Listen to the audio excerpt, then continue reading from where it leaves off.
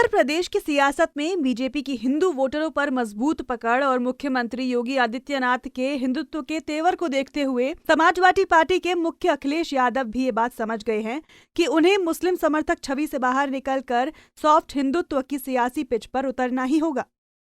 हिंदू राजनीति से सार्वजनिक तौर पर परहेज करने वाले अखिलेश यादव अब मंदिरों और धार्मिक प्रतीकों की सियासत करने से परहेज नहीं कर रहे हैं।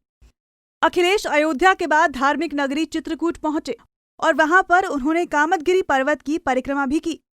दर्शन करने के बाद पत्रकारों से बातचीत के दौरान उन्होंने केवल प्रदेश की योगी सरकार पर हमला बोला और कहा कि प्रदेश में घोर जंगल राज है।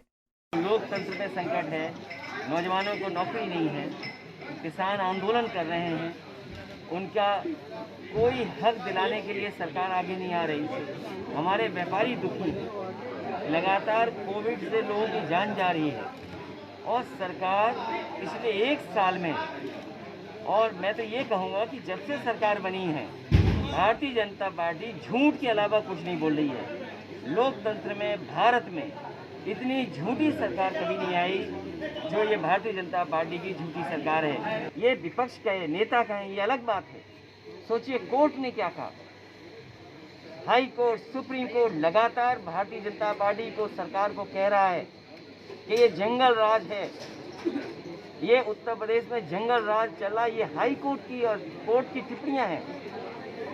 आज मैं अखबार में पढ़ रहा हूं कि कोर्ट की ये भी बात है, कोर्ट सलाह दे रहा है सरकार को कि एनएसए न लगाए जाए, झूठे एनएसए न लगाए पुलिस। उत्तर प्रदेश जो विकास के रास्ते में था, आज सबसे ज़्यादा इनकाउंटर हो रहे हैं, सबसे ज़्यादा कस्टोडियल डेथ यहाँ पर है, सबसे ज़्यादा अन्याय हो रहा है और भ्रष्टाचार की सब सीमाएं लांघ गया उत्तर प्रदेश। अखिलेश यादव ने शमशान घाट के घोटाले को लेकर भी सरकार को घेरा है। उन्होंने ये कहा कि एक शमशान में ही नहीं बल्कि भाजपा सरकार की जितनी योजनाएं हैं सभी में कहीं ना कहीं घोटाला हुआ है। और सुनने में आ रहा है एक शमशान में नहीं घोटाला हुआ है। भारतीय जनता पार्टी की सरकार में जितने शमशान बने हैं, जितनी भी योजनाएं बनी हैं, उन सब में कहीं ना कहीं घोटाला हुआ है। और ये सरकार हटे जाए, ये जनता चाहती है। दरअसल अखिलेश यादव को मालूम है कि बीजेपी सूबे में एक बार फिर ध्रुवीकरण की राजनीति कर सकती है और उन्हें मुस्लिम परस्त राजनेता और समाजवादी पार्टी को मुसलमानों की एकमात्र पसंद करने वाली पार्टी के तौर पर पेश करेगी।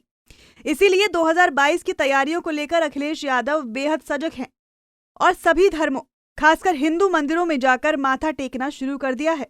पंजाब केसरी के लिए चित्रकूट से वीरेंद्र शुक्ला की रिपोर्ट।